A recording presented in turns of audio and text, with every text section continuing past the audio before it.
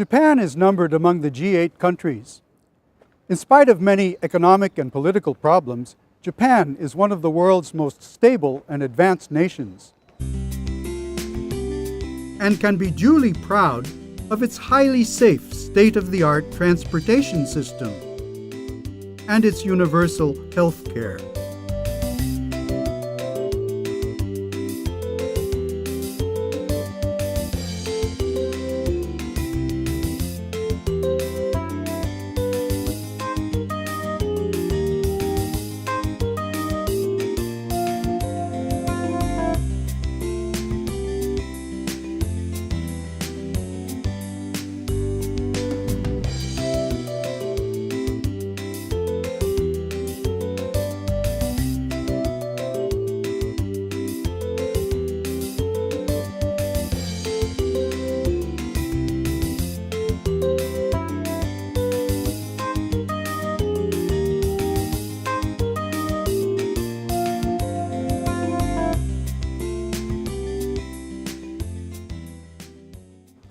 How then can it be called a mission country?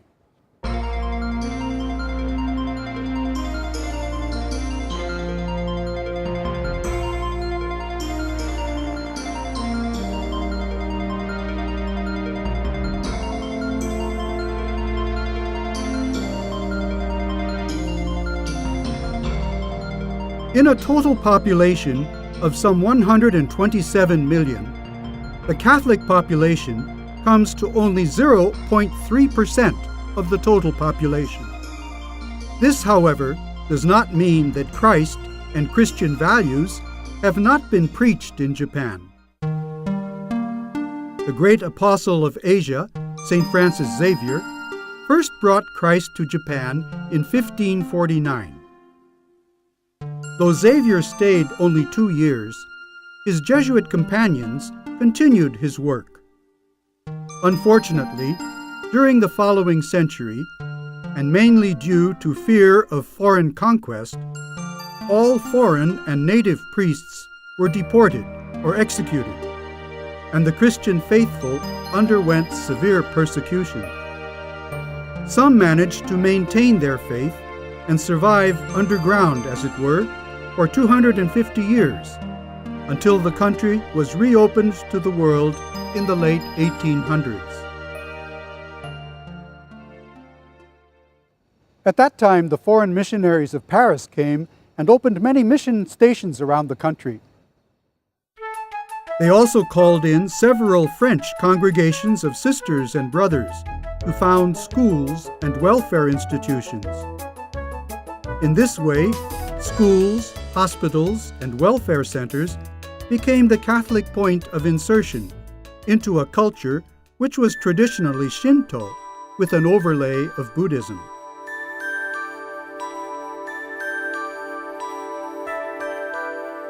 Shinto shrines are omnipresent in Japan, and most people are registered in one of these. A visit to a shrine at New Year's, blessing of young children and couples, and prayers before construction work begins are deeply rooted traditions.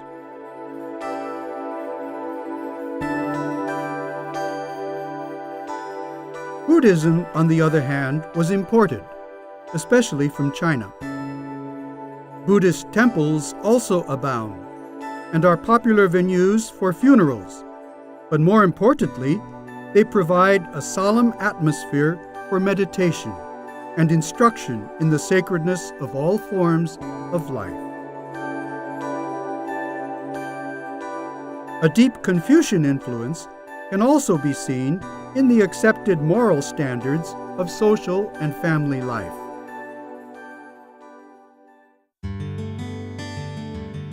The Society of Jesus was remissioned to Japan in 1908, when Pope Pius X requested the founding of a Catholic university in Tokyo. Today, Sophia University is the Society's most influential presence in this largely secular society. During the last 100 years, the Society extended its outreach with numerous parishes, Sophia University in Tokyo, and Elizabeth University of Music in Hiroshima, 4 secondary schools, 4 retreat houses, and 3 social centers.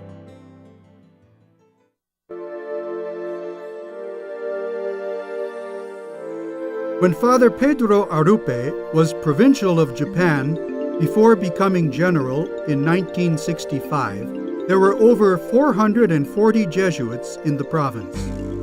Father Arrupe, himself a victim of the Second World War and the atomic bombing of Hiroshima, had urged Father General Janssens to appeal to provinces all over the world to send Jesuits to help instill Christian values in Japan as it rose from the ashes of World War II.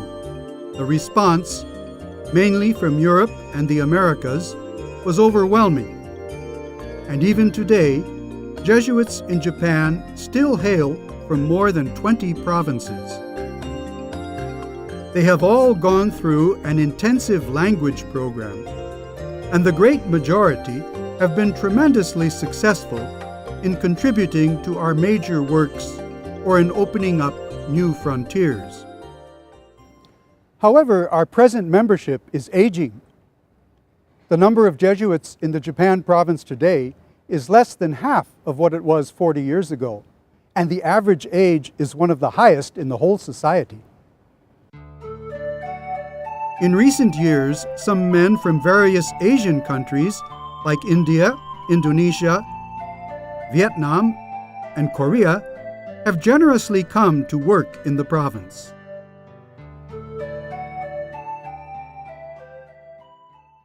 Some of my happiest moments would be when I can, in an informal situation, make students, especially young people, laugh.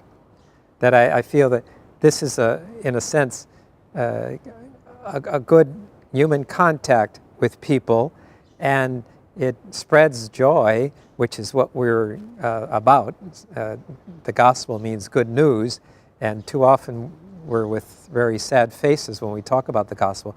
But just being able to informally make people laugh, and that's not always easy in Japanese, so those are real good moments for me. Others would be, of course, I teach, and teaching a good class and having the students respond is always a fulfilling moment for me. Another thing I experience great joy with is I've done Zen for many years, and for Zen we have these intensive Zen sittings called sesshin for 4 or 5 days, and at the end of those it's such a tremendous experience having gone through this with other people for day and night for 4 and 5 days in silence, but there's such a great amount of joy at the end because Zen is a very deep experience, and that having that experience also in this context, most of the people I would be sitting with would be non-Christians and Buddhists especially, and that is also a very deep joy that I can be a part of this group, which is the major group in Japan, the major religion in Japan. I think one of the biggest things that I would say, most important thing that I see is this idea of missionaries in Japan learning from Japan and Japanese culture and Japanese asceticism, spirituality, not by reading about it or doing research about it, but by actually participating as far as it can. And through that experience, if we can integrate that properly into our traditional spirituality, especially our Jesuit spirituality, I think we can make a great contribution to the church.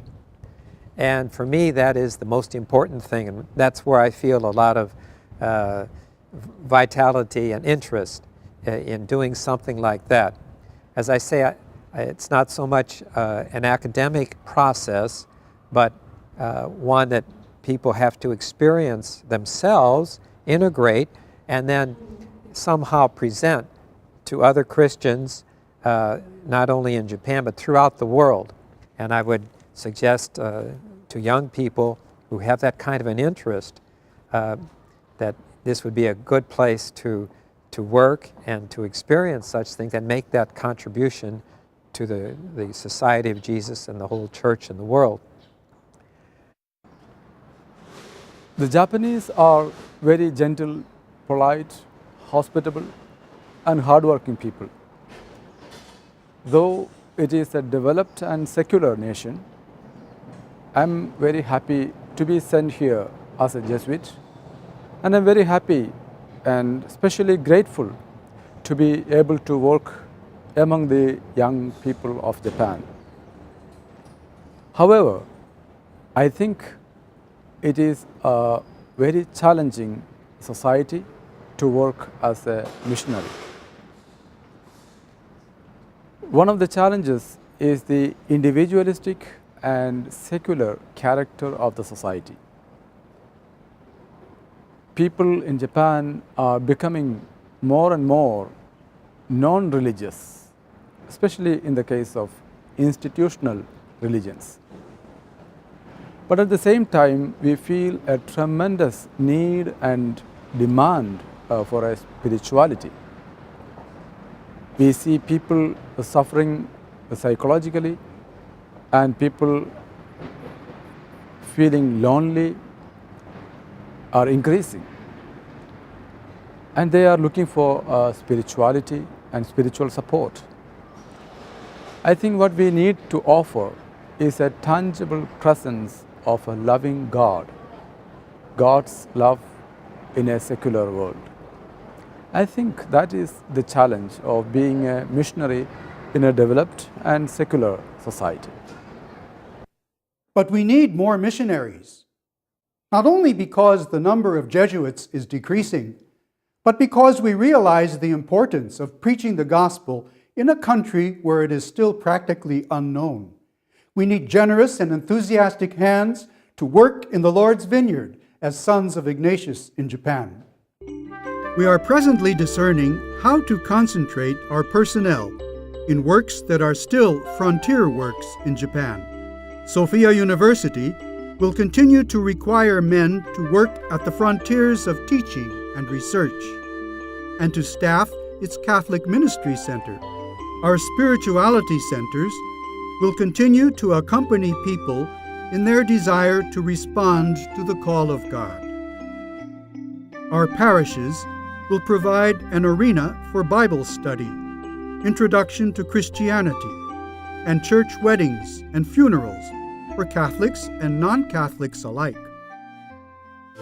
Many of our educational and apostolic centers have been sending volunteers to serve the homeless and to help rebuild the areas of Japan devastated by the earthquake and tsunami of March 11, 2011.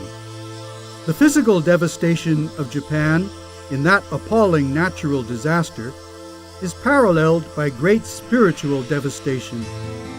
More than 30,000 suicides a year, increasing instances of domestic violence and dysfunctional families, abortions, withdrawals from society, and many workers rendered homeless through unemployment. There is also a general distrust of religions, aggravated by the disruptive behavior of some extremist cults. However, a deep hunger and thirst for the eternal and transcendent can be felt beneath all these negative factors.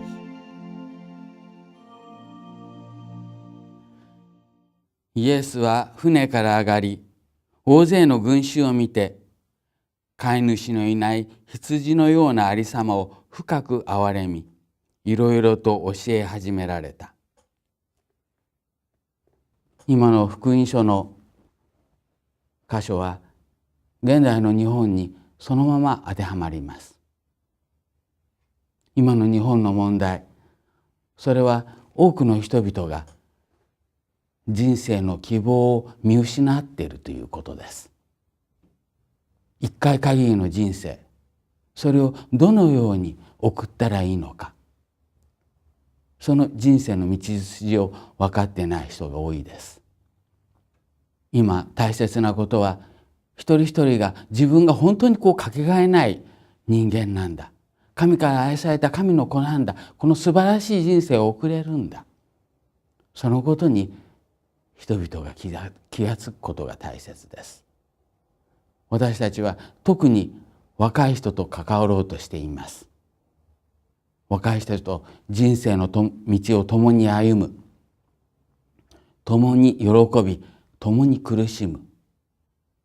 そのような生き方を私たちはして、若い人たちにどのように生きていったらいいのか、彼らが深く思い巡らすようにと導こうとしています。そしてそこで一番重要なものはイグナチオの礼装です。